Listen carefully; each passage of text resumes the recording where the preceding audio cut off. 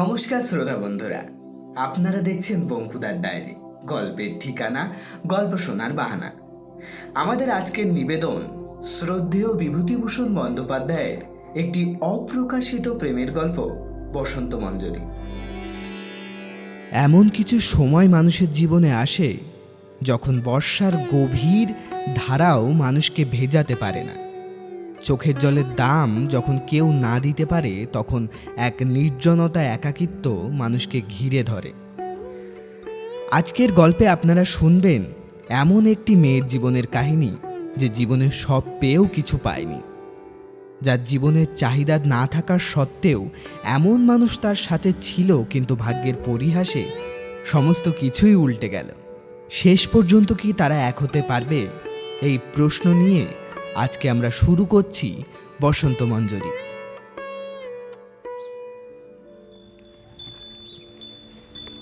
স্টেশনের চেনা কোলাহল আর চেনা মানুষদের মুখগুলো যখন অনেক পেছনে ফেলে আসা ঝাপসা স্মৃতির মতো মিলিয়ে গেল, মঞ্জরি তখন বুঝতে পারল সে সত্যি একটা সম্পূর্ণ নতুন জগতের দিকে পা বাড়িয়েছে।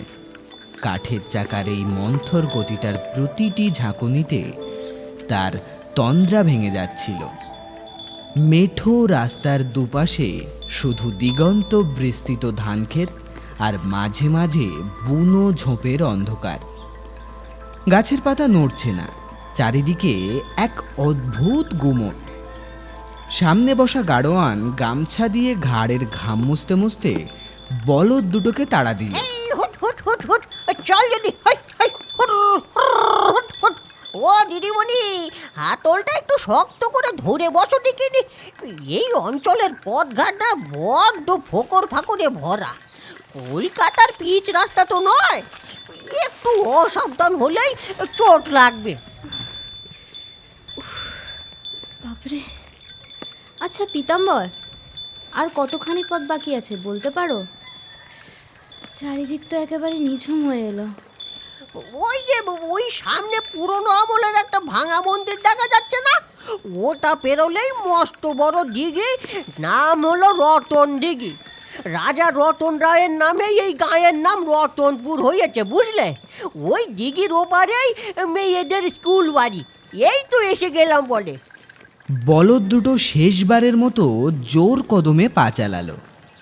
মস্ত বড় শ্যাওলা ধরা দিঘিটার পাশ কাটিয়ে গাড়িটা এসে দাঁড়ালো একটা প্রাচীন নোনাধরা ইটের পাঁচিল ঘেরা দালানের সামনে।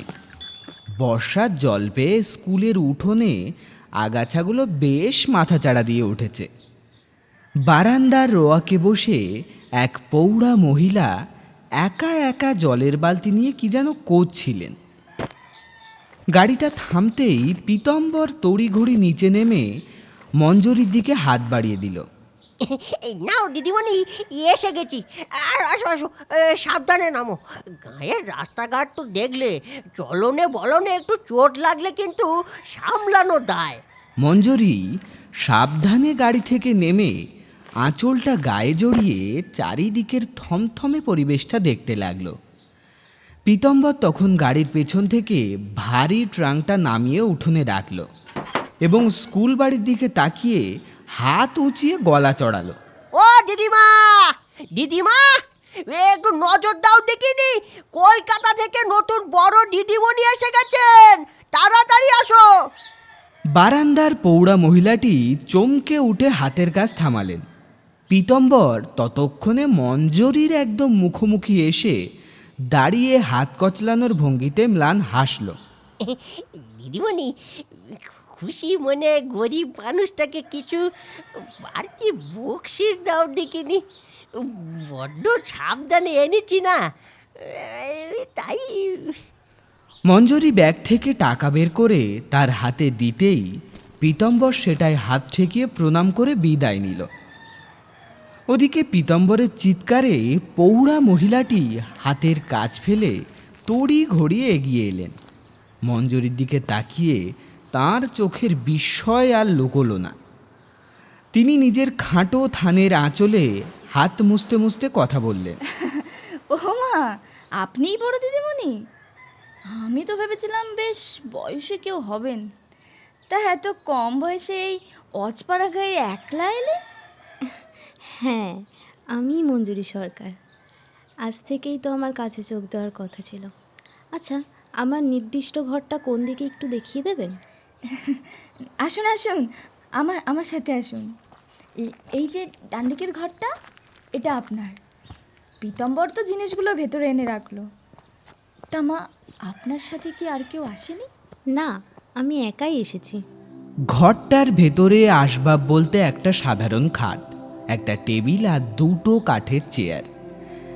জানলাটা খুলতেই পেছনের ঘন কাঁঠাল আর ডুমুর গাছের ডালপালাগুলো ঘরের ভেতরের অন্ধকারটাকে যেন আরও একটু বাড়িয়ে দিল। কাদম্বিনী দেবী আনলা থেকে একটা তালপাতার পাখা নিয়ে মঞ্জরীকে বাতাস করতে বসলেন। আমি এই স্কুলেরই টিচার, কাদম্বিনী মিত্র, ভূগোল পড়াই। তা মা, আপনার চেহারা দেখে তো মনে হচ্ছে বড্ড ক্লান্ত। এখানে কিন্তু মশার ভারী উপদ্রব, আর ম্যালেরিয়া তো লেগেই আছে। আরে মাসিমা, পাখাটা আমায় দিন, আমি টেনে নিচ্ছি। আর আমাকে আপনি বলে ডাকবেন না প্লিজ, তুমি বললেই ভালো লাগবে। না মা, স্কুলের ভেতর এসব নিয়ম ভাঙা চলবে না। আমাদের যিনি সেক্রেটারি, সেই শ্যামসুন্দর বাবু বড্ড কড়া ধাতের মানুষ। সামান্য বেচাল দেখলেই রেগে আগুন হয়ে যান।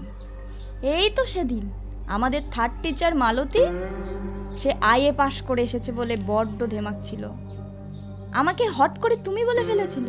ব্যাস, সেক্রেটারি বাবু জানতে পেরে এমন ধমক দিলেন। তাই বলছি, কাজের জায়গায় নিয়ম মেনে চলাই ভালো। তবে কাল যেহেতু স্কুল খুলবে, আজ বিকেলের দিকে কোনো ছেলেকে দিয়ে খবর পাঠিয়ে দেবক্ষণ যে আপনি এসে গেছেন। আপনি এখন হাত মুখ ধুয়ে একটু সুস্থ হন। কাদম্বিনী দেবী যখন নিজের ঘরের দিকে চলে গেলেন, তখন ঘরের ভেতরে এক অদ্ভুত একাকিত্ব নেমে এলো। জানলা দিয়ে বাইরে তাকাতেই মঞ্জুরি দেখল বনু লতা আর আগাছা জানলার কাঠ বেয়ে ভেতরে ঢোকার চেষ্টা করছে। সে একা চেয়ারটায় বসে নিজের ভাগ্যের কথা ভাবতে লাগলো। জীবনটা শেষ পর্যন্ত কোথায় এনে দাঁড় করালাম। যখন এমএ পাশ করলাম, কত আশা ছিল মনে। মায়ের দরিদ্র ঘোচাবো, কলকাতায় বড় চাকরি করব। অথচ শেষমেশ আমাকে এসে আশ্রয় নিতে হলো এই জীর্ণ নিঝুম এক পল্লীতে। হয়তো এটাই হওয়ার কথা ছিল। অন্তত কলকাতার ওই চেনা মানুষগুলোর মুখ দেখাচ্ছে এই জঙ্গলে থাকা অনেক ভালো। হেনার বিয়ে যতদিন না হচ্ছে, আমি আর ওই শহরে পা দেব না। ওখানকার আলো ঝলমলে মিথ্যেগুলো হচ্ছে, এই নিস্তব্ধতাই আমার জন্য ঠিক আছে। জীর্ণ স্কুল বাড়ির ঘরে একা বসে থাকতে থাকতে মঞ্জরীর মনটা কেমন যেন দমে গেল। অন্ধকার ঘনিয়ে আসছে রতনপুরের বুকে। মফস্বলের এই নিঝুম সন্ধ্যায় বুনো গাছের পাতা নড়ছে না। এক ভীষণ গুমোট ভাব চারিদিকে। এর ওপর শুরু হয়েছে ব্যাপক মশার উপদ্রব। এমন সময় ঘরের দরজার পাল্লায় মৃদু খটখট শব্দ হলো। মঞ্জরি ফিরে তাকাতেই দেখল 27-28 বছরের একটি মেয়ে দরজার ফ্রেমটা ধরে দাঁড়িয়ে আছে। পরনে সাধারণ একখানা থান কাপড়, চোখে মুখে এক ধরনের ভীরু বিষাদ। আসতে পারি দিদিমণি? হ্যাঁ এসো, দাঁড়িয়ে রইলে কেন? ওই টুলের ওপর বসো। মেয়েটি ঘরে ঢুকে টুলের এক কোণে বেশ জড়সড় হয়ে বসল। ঘরের আবছা অন্ধকারে তার মুখের ভীরু ভাবটা আরও স্পষ্ট দেখাচ্ছিল। সে একটু ইতস্তত করে গলার স্বর নিচু করল। আমার নাম মালতী, এই স্কুলের থার্ড টিচার আমি। শুনলাম নতুন দিদিমণি এসেছেন, তাই দেখা করতে এলাম। তা কাদম্বিনী দি আপনার কাছে আমার নামে কিছু বলেছিলেন নাকি দিদিমণি? না তো, তেমন কিছু নয়। কেন বলো তো? না মানে উনি কাউকেই তেমন ভালো চোখে দেখেন না। নিজের ঘরখানা জিনিসপত্রে ঠেসিয়ে একা জবরদখল করে আছেন। কারোর সাথে ওর বনিবনা নেই। আপনি নতুন এসেছেন তাই ভাবলাম। মালতী কথা শেষ না করেই একটা দীর্ঘশ্বাস ফেলল। মঞ্জরি তার মুখের দিকে তাকিয়ে এক অদ্ভুত একাকিত্ব লক্ষ্য করল। এই অজপাড়া গায়ে সেলাই জানা আইএ পাশ করা এই তরুণী কেন একা পড়ে আছে তার জানার কৌতূহল হলো মঞ্জরির। সে নরম গলায় জিজ্ঞাসা করল, আচ্ছা মালতী, স্কুল ছুটিতে তো সবাই বাড়ি গেছে, তুমি কোথাও যাওনি? তোমার নিজের বলতে কেউ নেই? থেকেও নেই দিদিমণি। 4 বছর হলো আমার স্বামী চলে গেছেন। মাত্র 3 দিনের জ্বরে অমন জলজ্যান্ত মানুষটা ওপারে চলে গেল। বাপের বাড়ি বলতে এক বইমাত্র ভাই, সে তো অমুখ হতে দেয় না, আর শ্বশুর বাড়ির লোক অলক্ষী বলে তাড়িয়ে দিল। এক দূর সম্পর্কের আত্মীয়ের সাহায্যে এই জুনিয়র ট্রেনিংটুকু পাশ করে এই তেপান্তরের পুরীতে মরতে এসেছি। পরের গোলগ্রহ হওয়ার চেয়ে এই ঢের ভালো। কথাগুলো বলতে বলতে মালতীর গলার স্বর বুঝে এলো। সে তার চাদরের খুঁটে চোখের কোণটা মুছে নিল। মঞ্জরি আলতো করে এসে মালতীর কাঁধে হাত রাখল। নিজের জীবনের একাকিত্বের সাথে এই ভীরু মেয়েটির এক অদ্ভুত মিল খুঁজে পেল সে। কেঁদো না মালতী, নিজেকে এত অসহায় ভেবো না। অন্তত নিজের পায়ে দাঁড়িয়েছ, এটাই অনেক বড় কথা। দুঃখ কি জানেন দিদিমণি, শ্বশুরবাড়ির কেউ দেখতে না পারলেও আমার স্বামী আমাকে বড্ড ভালোবাসতেন। গরমের দিনে আমায় কখনো দুবেলা উনুনের ধারে যেতে দিতেন না, পাছে কষ্ট হয়। একদিন একটা সোনার দুল হারিয়ে ফেলেছিল, তিনি একটুও রাগ না করে নতুন একটা গড়িয়ে এনে দিলেন। মালতীর চোখ দুটো যেন কোনো দূর অতীতে হারিয়ে গেল। তার মুখে এক ম্লান কিন্তু তৃপ্তির হাসি ফুটে উঠল। পুরনো দিনের সেই সুখের স্মৃতিটুকুই যে এখনো তার বেঁচে থাকার একমাত্র সম্বল, তা বুঝতে মঞ্জরির বাকি রইল না। মালতী আবার বলতে লাগলো, সব সময় বলতেন, মালতী, হাতে কটা পয়সা জমলেই চলো আমরা পশ্চিমে গিয়ে বাস করব। এদেশে বড় ম্যালেরিয়া, আজ বেঁচে থাকলে তার কত টাকা মাইনে হতো। ডায়মন্ড হারবারে একটা ছোট বাসা করার কথা বলেছিলেন। সবই আমার মন্দ কপাল, নইলে নিজের সাজানো সংসার ফেলে এখানে পড়ে থাকি। নিজের ঘর সংসার, স্বামী পুত্রের চেয়ে মেয়ে মানুষের আর কি ভালো লাগে বলুন? তা দিদিমণি, অনেকটা বেলা হলো, এবার উঠি। ও বেলা রান্না বান্না করতে হবে তো। মালতী পা টিপে টিপে ঘর থেকে বেরিয়ে গেল। হয়তো পাছে কাদম্বিনী দেবী টের পেয়ে যান সেই ভয়েই। মালতী চলে যাওয়ার পর মঞ্জরি আবার জানলার রডটা ধরে চুপ করে দাঁড়িয়ে রইল। মাঠের দিকে শূন্য চোখে তাকিয়ে থাকতে থাকতে তার মনটা হু হু করে উঠল। মালতী তো তাও সামান্য কটা বছরের বিবাহিত জীবনের নিটোল সুখের স্মৃতি আঁকড়ে বেঁচে আছে, আর তার নিজের জীবন 2 বছর আগের এক মেঘলা বিকেলে ফুলপিসির বাড়ির সেই সোদপুরের মেলার মাঠটার ছবি চোখের সামনে ভেসে উঠল তার। সেই প্রথম দেখা বসন্ত বাবুর সাথে।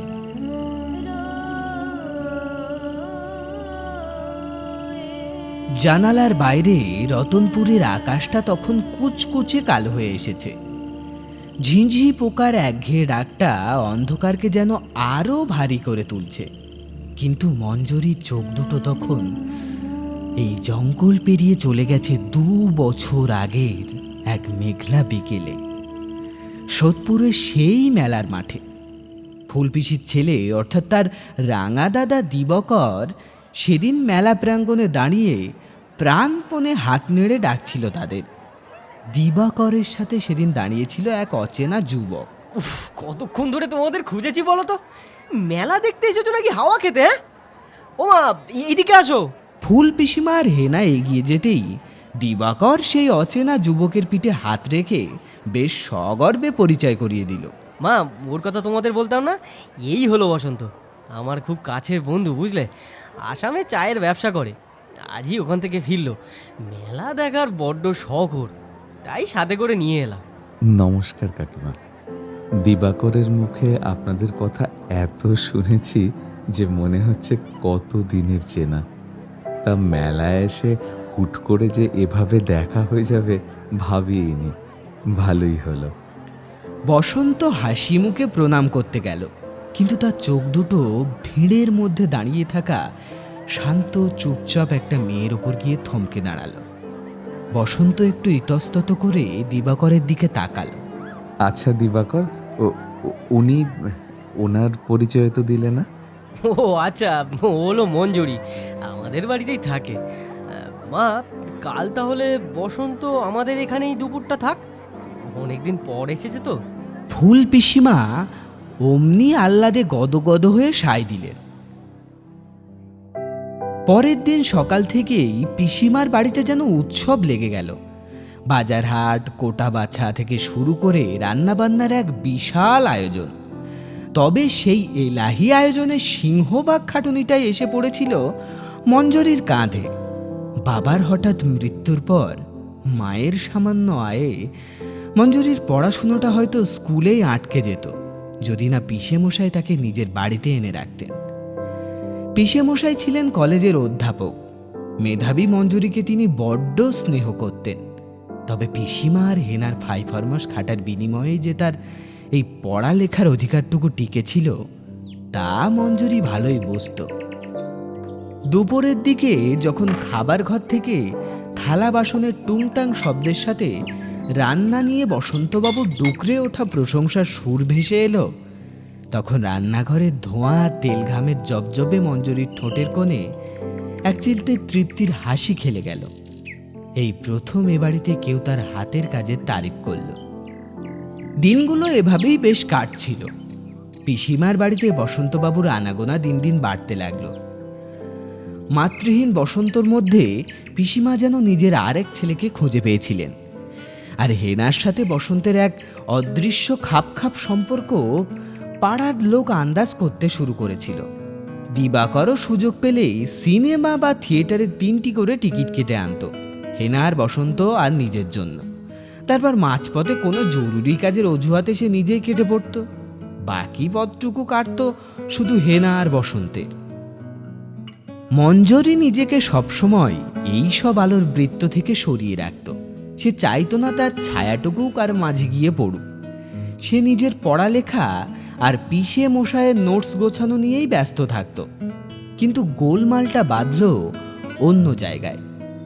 বসন্তবাবু যখনই আসতেন, হেনা জমকালো সাজগোজের চেয়ে বাগানে বেগুন চারা নিয়ে পড়ে থাকা মঞ্জরির দিকেই তার নজরটা বেশি যেত। একদিন শীতের দুপুরে মঞ্জরি যখন এক মনে গাছের পরিচর্যা করছে, তখন পেছনে কারো ছায়া দেখে সে চমকে উঠল।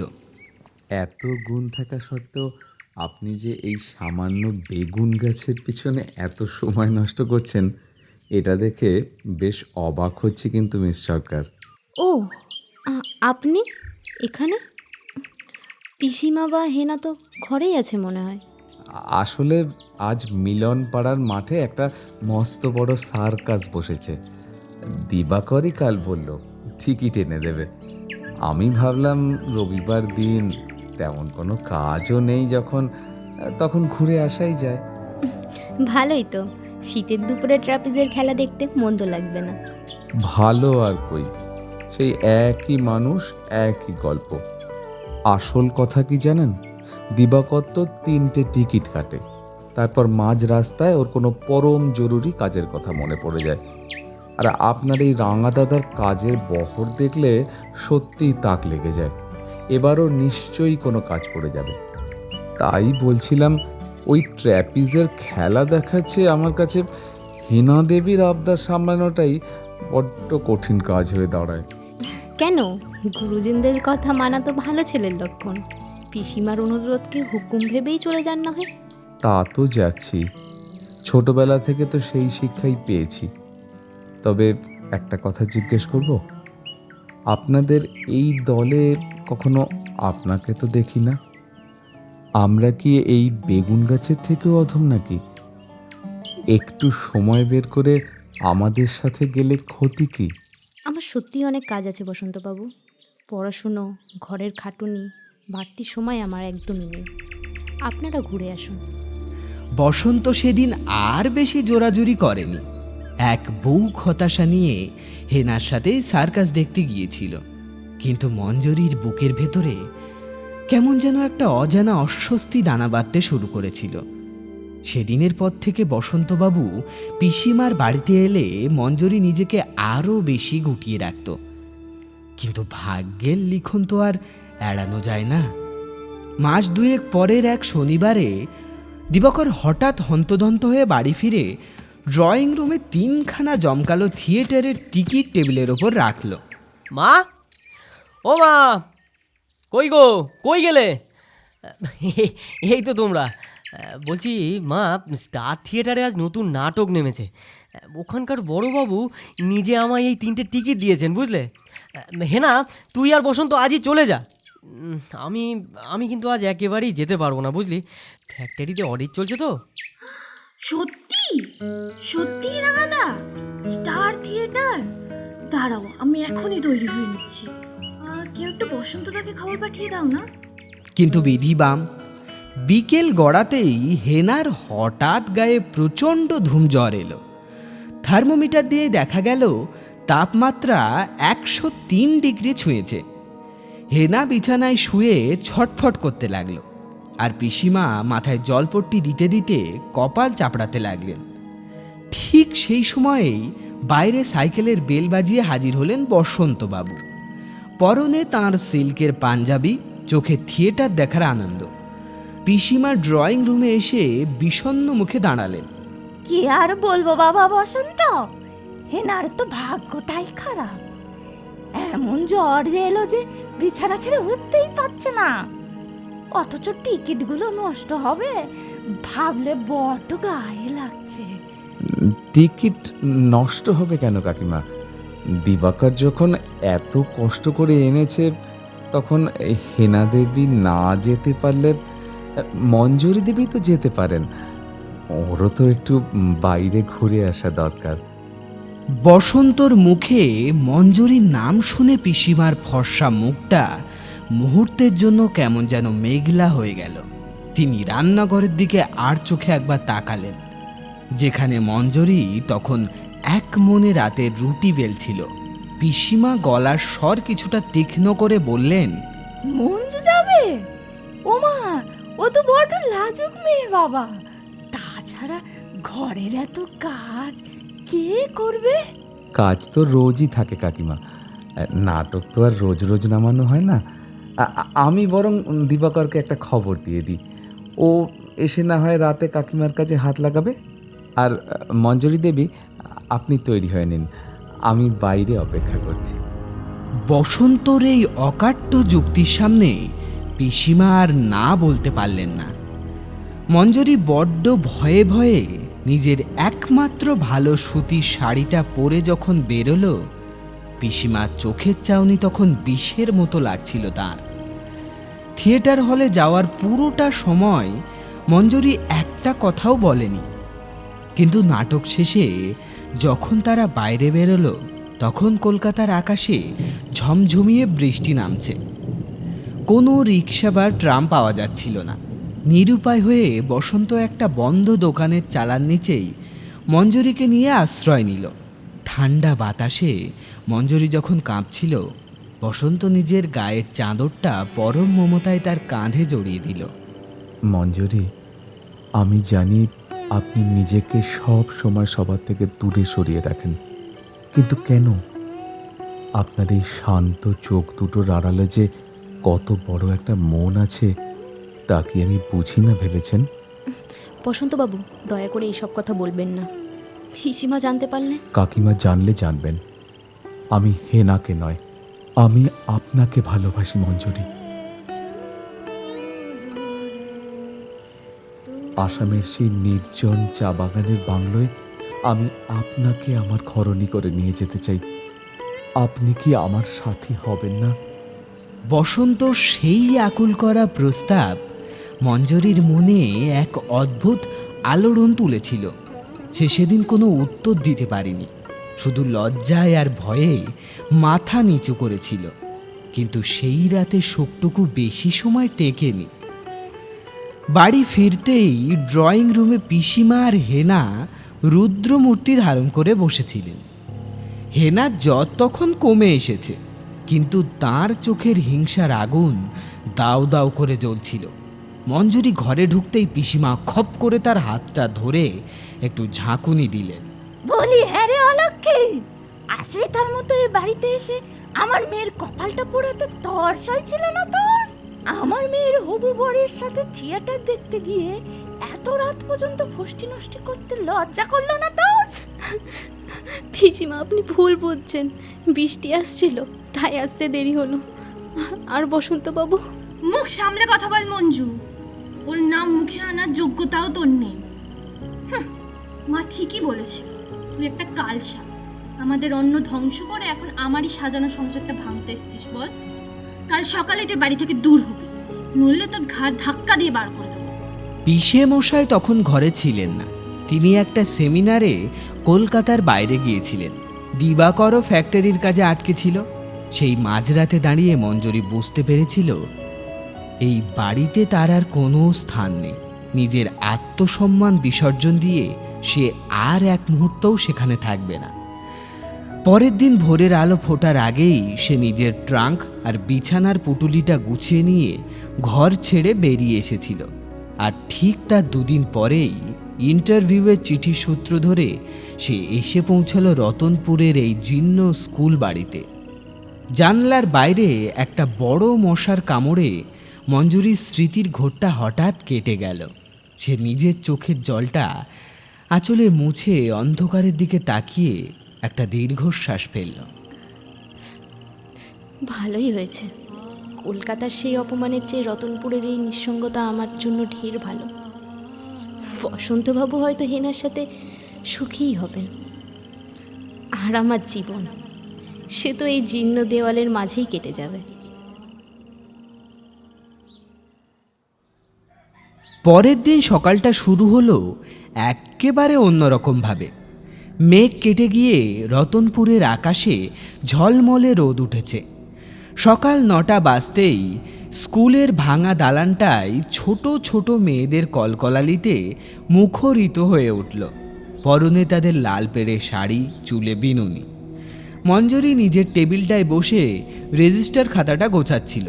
তার মনে একাধারে নতুন কাজের উত্তেজনা, আর অন্যদিকে কলকাতার ফেলে আসা স্মৃতির বিষাদ। এমন সময় বাইরে একটা গম্ভীর কাশির আওয়াজ শোনা গেল। কাদম্বিনী দেবী তড়িঘড়ি মঞ্জুরির ঘরে ঢুকলেন। ওর চোখে মুখে এক ধরনের চাপা আতঙ্ক। বড় দিদিমণি, ও বড় দিদিমণি, সেক্রেটারি বাবু এসেছেন গো। শ্যামসুন্দর বাবু নিজে এসেছেন। বাতের ব্যথায় ভুগছিলেন, তাও আজ প্রথম দিন বলে লাঠি ঠকঠকিয়ে চলে এসেছেন। আপনি একটু সামলে কথা বলবেন, কেমন? কাদম্বিনী দেবীর কথা শেষ হতে না হতেই দরজার মুখে এসে দাঁড়ালেন এক বৃদ্ধ ভদ্রলোক। পরনে ধপধপে সাদা ধুতি আর চাদর, কাঁচা পাকা চুলগুলো ব্যাক ব্রাশ করা, চোখে মোটা ফ্রেমের চশমা, আর হাতে একটা রূপো বাঁধানো লাঠি। ওর চাউনির মধ্যে এমন একটা কাঠিন্য ছিল যে ঘরের ভেতরের বাতাসটাও যেন মুহূর্তে ভারী হয়ে গেল। মঞ্জুরি তড়ি ঘড়ি চেয়ার ছেড়ে উঠে দাঁড়িয়ে বিনীতভাবে প্রণাম করল। নমস্কার, বসুন বসুন। আপনি তাহলে কলকাতা থেকে আসা নতুন হেড মিস্ট্রেস মঞ্জুরি সরকার? হ্যাঁ স্যার, আমি গতকাল বিকালে এসেই পৌঁছেছি। কাদম্বিনী দেবী আমার থাকার ব্যবস্থা করে দিয়েছেন। আপনার নথিপত্র আর এমএ পাশের সার্টিফিকেটগুলো আমি দেখেছি। তার রেজাল্ট আপনার বেশ ভালো, কিন্তু কিছু মনে করবেন না মিস সরকার, এটা কলকাতা শহর নয়, এটা রতনপুর। এখানকার কিছু রীতিনীতি, এখানকার চালচলন একদমই আলাদা। আমি বুঝতে পারছি স্যার, আমি আমার সাধ্যমতো স্কুলের নিয়মকানুন মেনেই চলব। সাধ্যমতো নয়, নিয়ম আপনাকে অক্ষরে অক্ষরে পালন করতে হবে। এই মেয়েদের স্কুলটা আমি নিজের রক্ত জল করা টাকায় তৈরি করেছি। যাতে গাঁয়ের মেয়েরা একটু আলো দেখতে পায়। এখানে কোনো রকম ফাঁকিবাজি বা আধুনিক শহরের কোনো আহ্লাদ আলাপ চলবে না। আমি এগুলো বরদাস্তই করব না। প্রার্থনা সভা থেকে শুরু করে ক্লাস নেওয়া সব যেন ঘড়ির কাঁটা ধরে হয়। শ্যামসুন্দর বাবুর গলার স্বর এতটাই কড়া ছিল যে দরজার আড়ালে দাঁড়িয়ে থাকা কাদম্বিনী দেবী ভয়ে একটু পিছিয়ে গেলেন।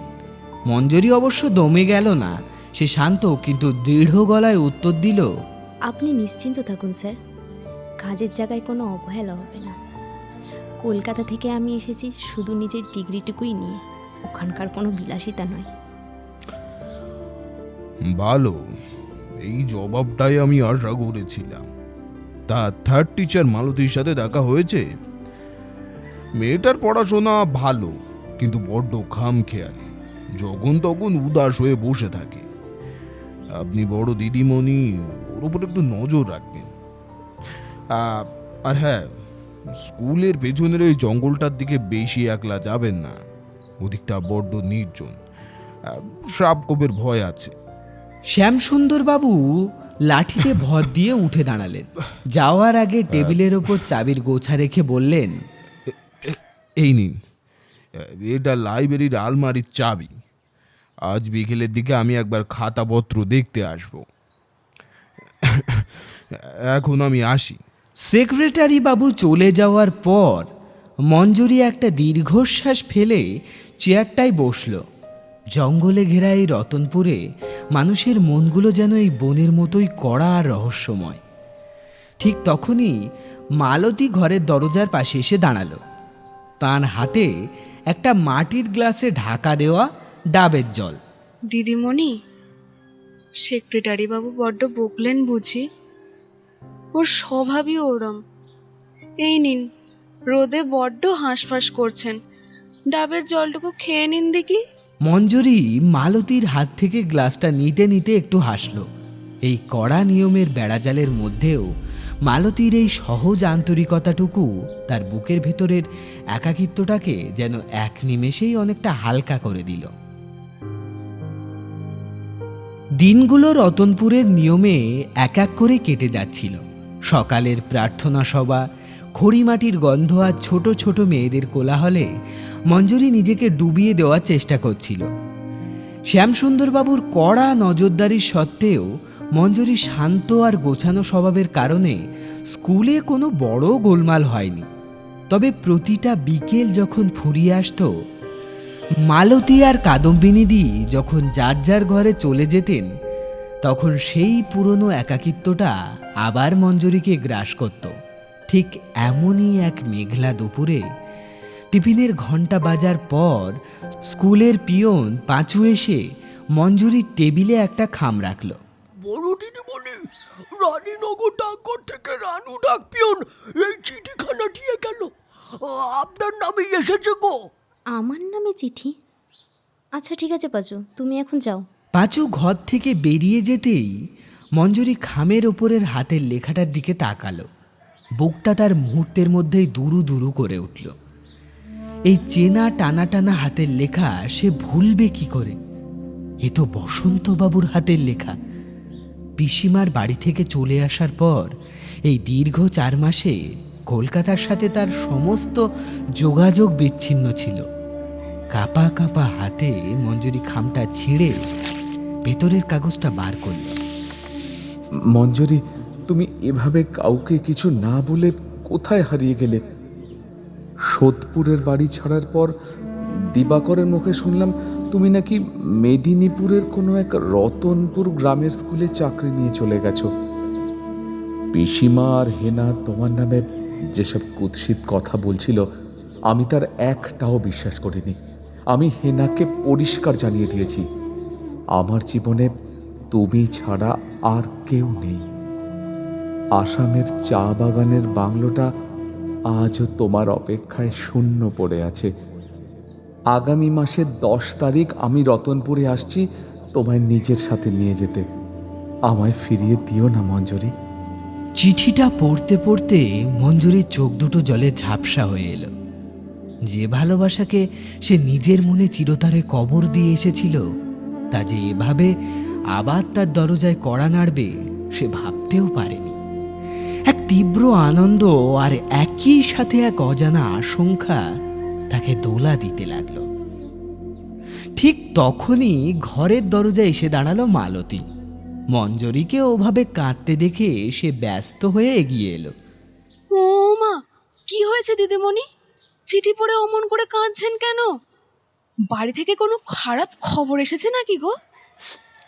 আরে না রে মালতী, খারাপ কিছু নয়, মায়ের কথা মনে পড়ে গেল একটু, তাই। আমায় লুকাচ্ছেন দিদিমণি? আমি মুখ্য সূক্ষ্ম মেয়ে হতে পারি, কিন্তু মানুষের চোখের ভাষা একটু বুঝি। ও চিঠিখানা কোনো আপন মানুষের, তাই না? যে মানুষটা আপনাকে বড্ড ভালোবাসে। মালতীর এই সহজ প্রশ্নে মঞ্জরী আর নিজের আবেগ ধরে রাখতে পারল না। সে মালতীর হাত দুটো চেপে ধরে টেবিলের ওপর মাথা রাখল। রতনপুরের এই নিঃসঙ্গ জীবনে মালতী এখন তার একমাত্র কাছের মানুষ।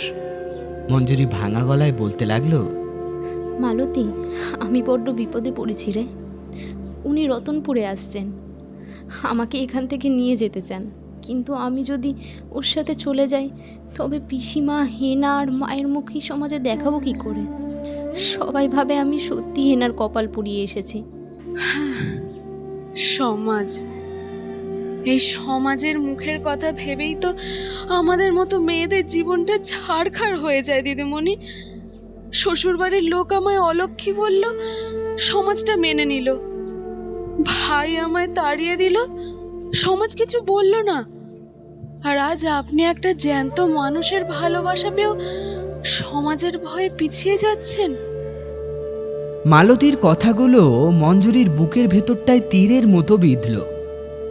মালতী টুলের ওপর একটু এগিয়ে বসে মঞ্জরীর মাথায় হাত বুলিয়ে দিতে দিতে আবার বলল, একটা কথা মনে রাখবেন দিদিমণি, কপালে সুখ সবার জোটে না।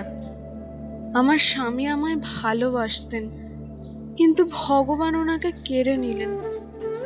আজ আমি স্মৃতি আঁকড়ে মরছি। আর আপনার কপালে যখন জ্যান্ত ভালোবাসা নিজে হেঁটে আসছে, তখন ওনাকে ফিরিয়ে দেবেন না।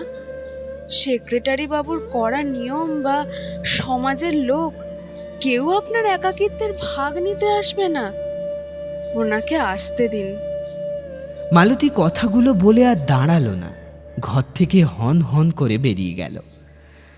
মঞ্জরী জানলার দিকে তাকিয়ে চিঠিটা বুকের কাছে চেপে ধরল।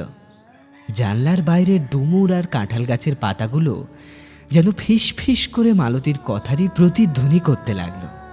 সত্যি কি তবে সে নিয়মের বেড়াজাল ভেঙে বসন্তর হাতটা ধরবে, নাকি শ্যামসুন্দর বাবুর এই রতনপুরের স্কুলেই নিজের জীবনটা বিলিয়ে দেবে? ক্যালেন্ডারের পাতা 10 তারিখটা যত এগিয়ে আসছিল, মঞ্জরীর ভেতরের ঝড়টা যেন ততই তীব্র হচ্ছিল। ঠিকঠাক করে ক্লাস নেওয়া বা খাতা দেখা কোনো কিছুতেই সে মন বসাতে পারছিল না। মালতী আড়াল থেকে সব দেখছিল, কিন্তু মুখে কিছু বলছিল না। শুধু মাঝে মাঝে চোখের ইশারায় মঞ্জরীকে সাহস জোগানোর চেষ্টা করছিল। অবশেষে সেই দিনটা এলো। সকাল থেকেই রতনপুরের আকাশ মেঘলা, থেকে থেকে টিপ টিপ করে বৃষ্টি পড়ছে। দুপুরের দিকে স্কুলে ছোট মেয়েদের ছুটি হয়ে যাওয়ার পর চারদিকটা একদম নিঝুম হয়ে গেল। কাদম্বিনী দেবী নিজের ঘরে শুয়ে ঘুমোচ্ছিলেন। মঞ্জরী অফিসের জানলার ধারে দাঁড়িয়ে ছটফট করছিল। এমন সময় স্কুলের ভাঙা পাঁচিলের বাইরে একটা চেনা অবয়ব ছাতা মাথায় দিয়ে এগিয়ে আসতে দেখা গেল।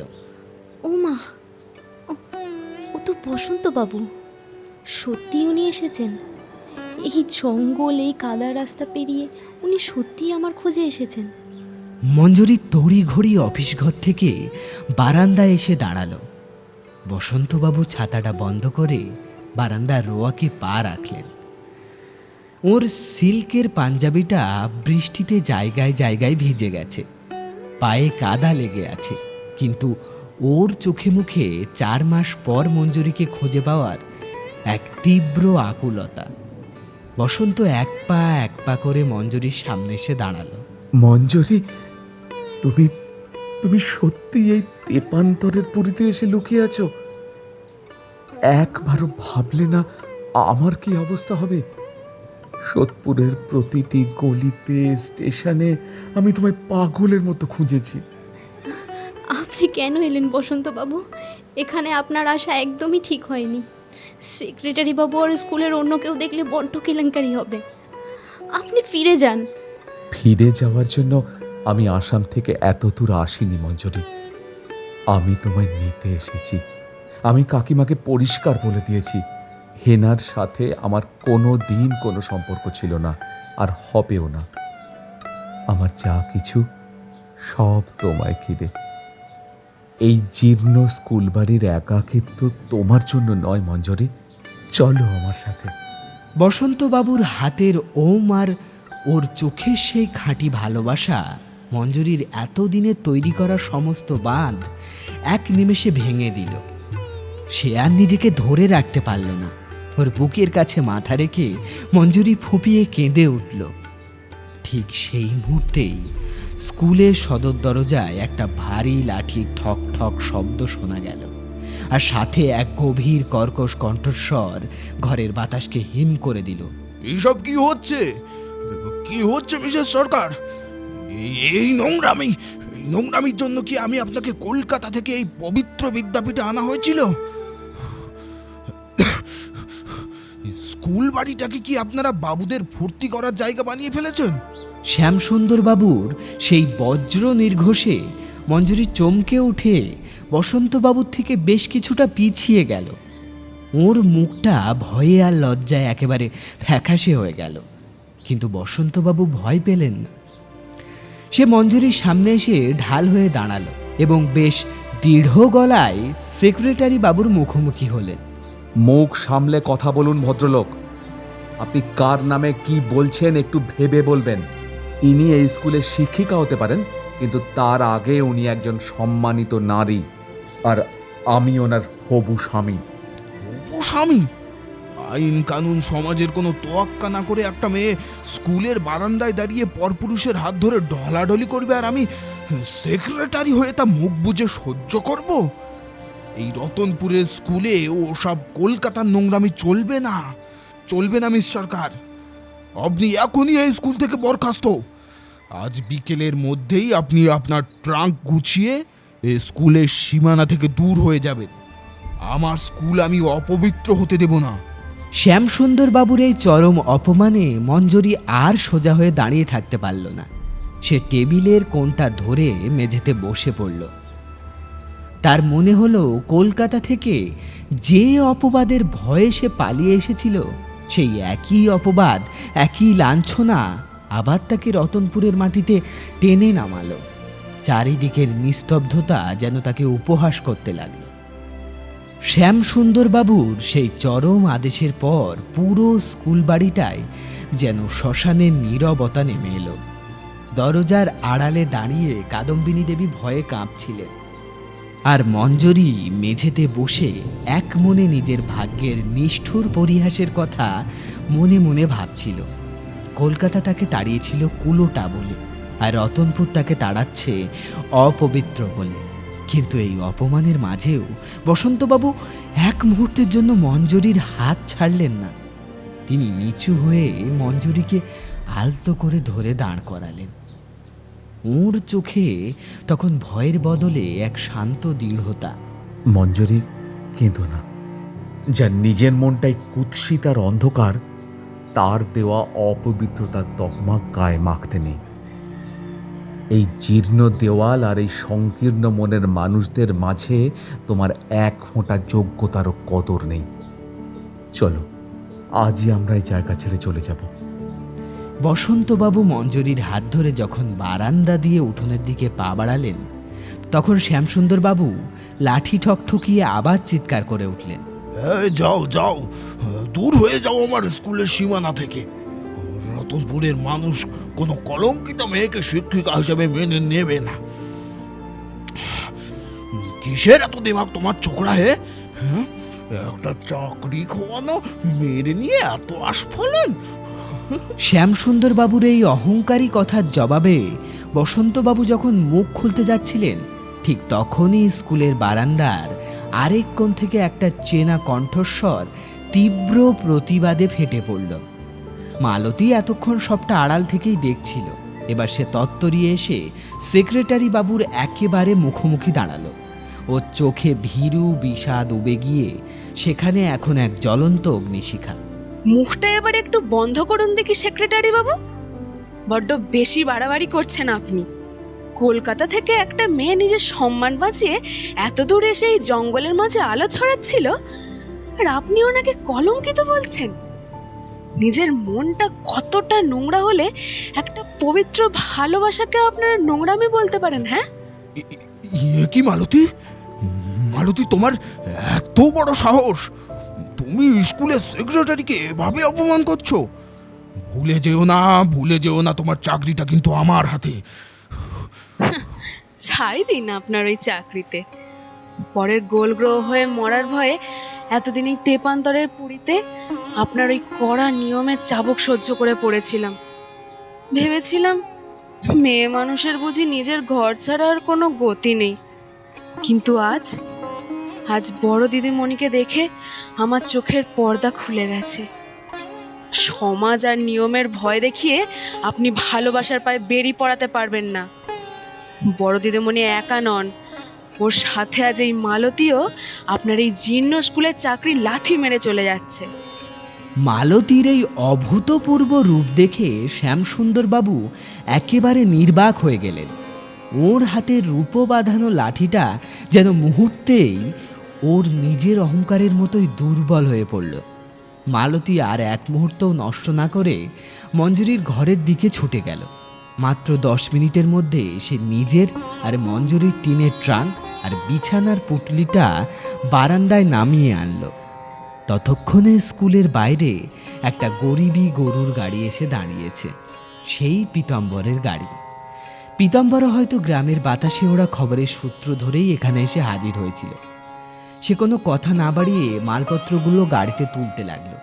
রতনপুরের আকাশ থেকে মেঘটা কেটে গিয়ে এক চিলতে সোনালি রোদ এসে পড়েছে স্কুল বাড়ির উঠোনে। মঞ্জুরি গাড়িতে ওঠার আগে মালতীর হাত দুটো চেপে জড়িয়ে ধরল। ওর চোখ দিয়ে তখন আনন্দের অশ্রু ঝরছে। মালতী, তুই নিজের জীবনে এত বড় ক্ষতি করলি আমার জন্য। তোর যে আর কেউ নেই রে। কে বলল কেউ নেই দিদিমণি? এতদিন আমি শুধু মৃত মানুষের স্মৃতি আঁকড়ে বেঁচেছিলাম। আজ আপনারা জামাইবাবুর এই খাঁটি ভালোবাসা দেখে বুঝলাম জ্যান্ত মানুষের পাশে দাঁড়ানোর আনন্দ কতটা। আপনি তো আমায় আপনার বোনের মতো ভালোবাসেন, তবে আর ভাবনা কিসের? কলকাতা হোক বা আসাম, যেখানে আপনারা বাসা বাঁধবেন সেখানেই আমার একটা ছোট ঠাঁই হয়ে যাবে।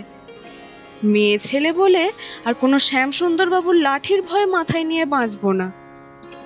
বসন্তবাবু মালতীর দিকে তাকিয়ে শ্রদ্ধায় মাথা নত করলেন। পীতাম্বর বলদ দুটোকে তাড়া দিতেই কাঠের চাকাটা ক্যাঁচ ক্যাঁচ শব্দ করে মন্থর গতিতে চলতে শুরু করল। মঞ্জুরি গাড়ির পেছন থেকে শেষবারের মতো তাকিয়ে দেখল রতনপুরের সেই জীর্ণ স্কুল বাড়িটা ক্রমশ ছোট হয়ে আসছে। বারান্দার এক কোণে সেক্রেটারি শ্যামসুন্দরবাবু তখনও একলা স্তব্ধ হয়ে দাঁড়িয়ে আছেন। এতদিনের চেনা অপবাদ, ভয় আর নিয়মের শৃঙ্খল ভেঙে মঞ্জুরি আজ এক নতুন ভোরের দিকে পা বাড়ালো, যেখানে কোনো কৃত্রিম কোলাহল নেই, কোনো মিথ্যে অপবাদ নেই। আছে শুধু এক টুকরো খাঁটি ভালোবাসা আর নতুন করে বাঁচবার এক অদম্য অঙ্গীকার।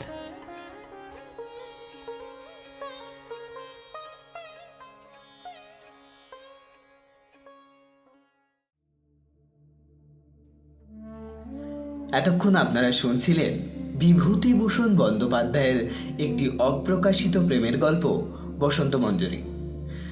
আপনারা কমেন্ট করে অবশ্যই জানাবেন কেমন লাগলো আমাদের আজকের গল্প, এবং লাইক করবেন, শেয়ার করবেন, আর আমাদের এই ছোট্ট চ্যানেলটিকে সাবস্ক্রাইব করে নেবেন।